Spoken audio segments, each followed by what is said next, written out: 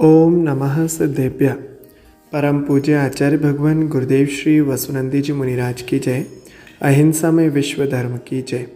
जैनम जयतु शासनम विश्व कल्याण कारकम। महानुभाव, प्रतिदिन की भांति आज भी हम लोग विनय पाठ के अर्थ को समझने का पुरुषार्थ करेंगे। आज 9वां दिन है और 9वें काव्य को पढ़ने का अवसर है।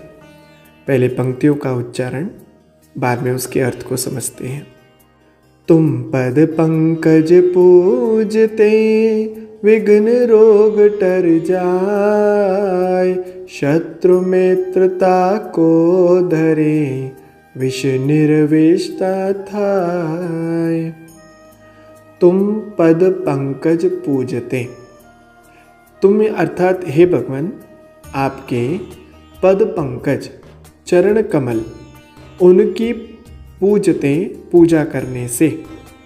हे भगवान, इस संसार में जिस भी जीव ने आपके चरण कमलों की पूजा की है, अर्चना की है, उनका स्पर्श किया है, उनका अभिषेक किया है, पाद प्रक्षालन किया है, उसके जीवन में क्या हुआ? विघ्न रोग टर जाए। उसके किसी भी प्रकार की कोई विघ्न हो, बाधाएं हो, रोग बीमारी हो, वे सब टल जाती हैं। आपका नाम लेने मात्र से विघ्नों का नाश हो जाता है, रोगों की शांति हो जाती है, रोग निरोगावस्था को प्राप्त होते हैं। इसलिए हे भगवान, मैं भी आपके पद पंकज की पूजा करता हूँ। और क्या होता है? शत्रु मित्रता को डरे। हे भगवान, जब आपकी कोई भक्ति करता है, उसके संसार के शत्रु उसके प्रति जो शत्रुता का भाव रखते थे, वह मैत्री भाव में परिवर्तित हो जाता है। उसके प्रति मित्रता का भाव रखने लगते हैं, बैर भाव छोड़ देते हैं।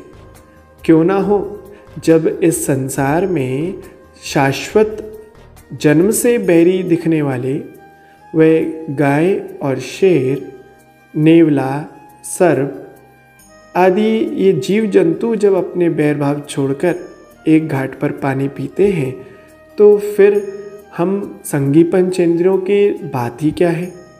इन मनुष्य गति में लोग जो बैर भाव रखते भी हैं, वे आपके नाम लेने से वे बैर भाव भूलकर मित्रता का भाव रखते हैं। और क्या होता है? विष निर्विष्टा थाय।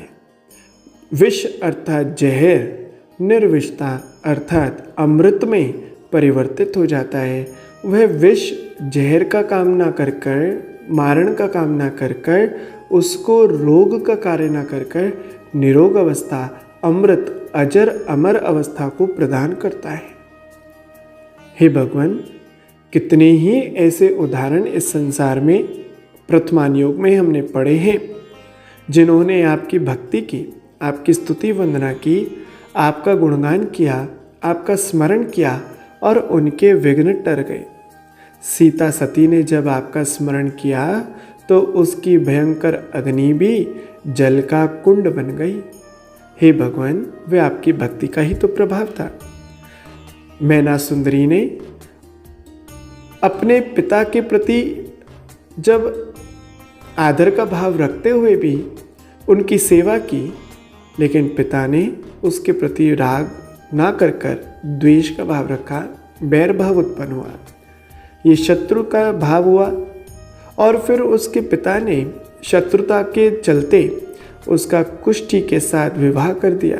फिर भी मैना सुंदरी ने उसके प्रति बैर का भाव ना रखकर आपके प्रति भक्ति का भाव रखा, और उसके फलस्वरूप उन्होंने ऐसे सिद्ध चक्र भक्ति की, वह फलस्वरूप जो कुष्ठ था वह 700 लोगों का कुष्ठ दूर हो गया और उसको राज अवस्था प्राप्त हुई।